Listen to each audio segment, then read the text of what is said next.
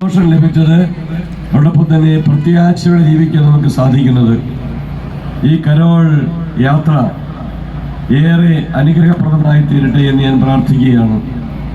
കുട്ടികളെല്ലാം വളരെ സന്തോഷത്തോടെ വന്നിരിക്കുന്നത്. നമുക്കറിയാം, ലോകത്തിലെ ഏറ്റവും കൂടുതൽ സന്തോഷത്തോടെ ആഘോഷിക്കുന്ന ഒരു തിരുനാളാണ് ക്രിസ്മസ്. ലോകത്തിൻ്റെ എല്ലാ ഭാഗങ്ങളിലും ആഘോഷിക്കുന്നു.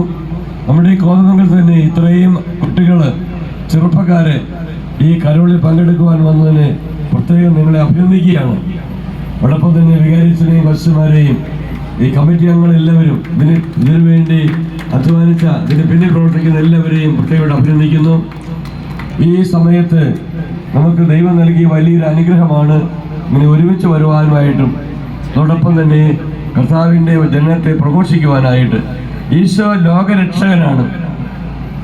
ആ ലോകരക്ഷകനാണ് എന്നുള്ളതിൻ്റെ പ്രഘോഷണമാണ് ഈ യാത്ര.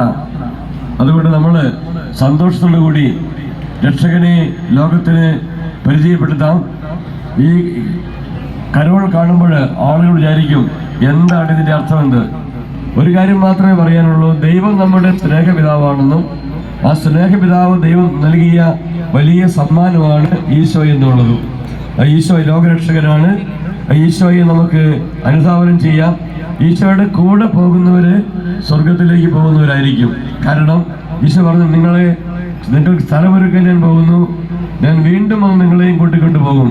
നമ്മൾ ഓരോരുത്തരും ഈശോയുടെ കൂടെ യാത്ര ചെയ്ത് നിത്യസമ്മാനത്തിന് അർഹരാകി തീരട്ടെ എന്ന് നമുക്ക് പ്രാർത്ഥിക്കാം. ഈ കരോളിൽ വന്നിരിക്കുന്ന എല്ലാവരെയും, ഇവിടെ വന്നിരിക്കുന്ന എല്ലാവരെയും, അതോടൊപ്പം നിങ്ങളുടെ കുടുംബാംഗങ്ങളെയും ഈ ഇടവകയും ഈ പ്രദേശത്തെയും ദൈവം സമർത്ഥമായി അനുഗ്രഹിക്കട്ടെ എന്ന് പ്രാർത്ഥിക്കുന്നു. എല്ലാ നന്മകളും തരുന്നു. ദൈവം അനുഗ്രഹിക്കട്ടെ.